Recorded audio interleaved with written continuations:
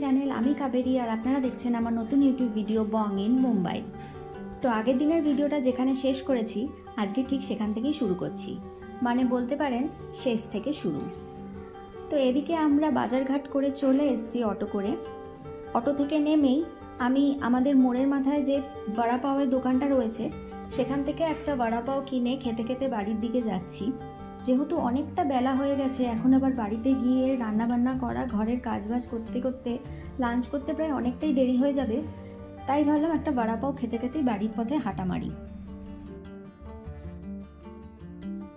খেতে খেতে চলে এসেছি বিল্ডিংয়ের ভেতর।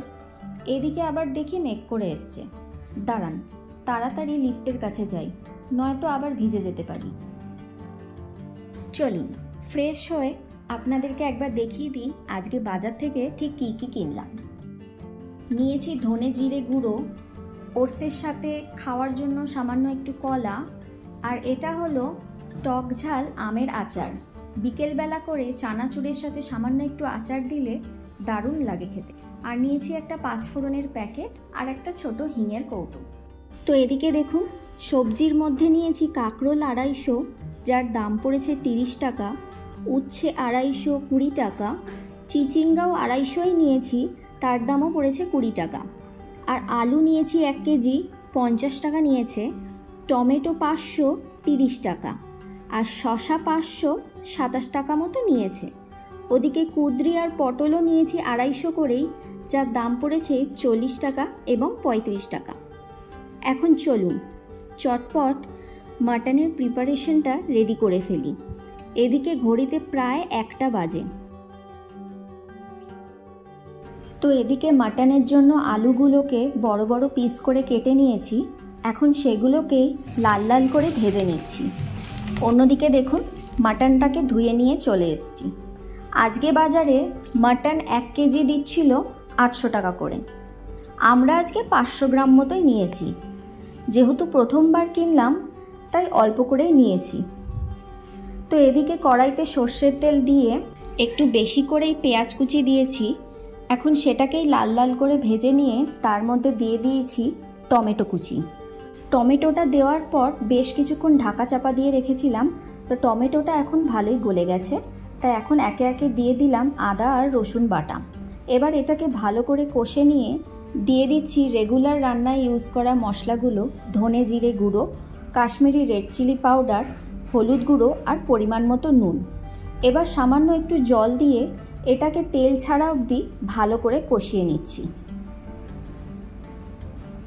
দেখুন, ভালো করে কষানো হয়ে গেছে, দারুণ একটা গন্ধও বেরিয়েছে আর খুব সুন্দর কালারও এসছে।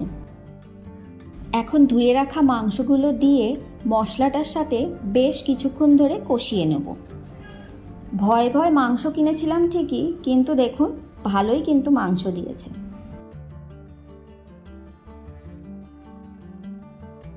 তো এদিকে মশলার সাথে মাংসটাকে কষাতে কষাতে ওদিকে আমার মাছগুলোও ধোয়া হয়ে গেছে।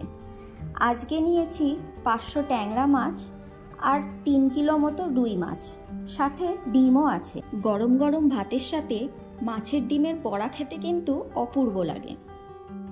ট্যাংরা মাছটা 500 নিয়েছে 50 টাকা, আর ওদিকে রুই মাছের আজকে দাম ছিল পার কিলো 200 টাকা করে।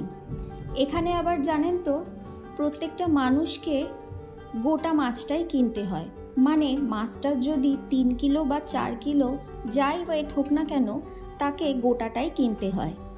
দোকানদার নয়তো খুব ঝামেলা করে, কেউ চাইলেও তার ইচ্ছা মতো 250 বা 500 মাছ নিতে পারে না, তাই বাধ্য হয়েই বলতে পারেন আমাদেরকে অনেকটা পরিমাণে মাছ কিনতে হয়।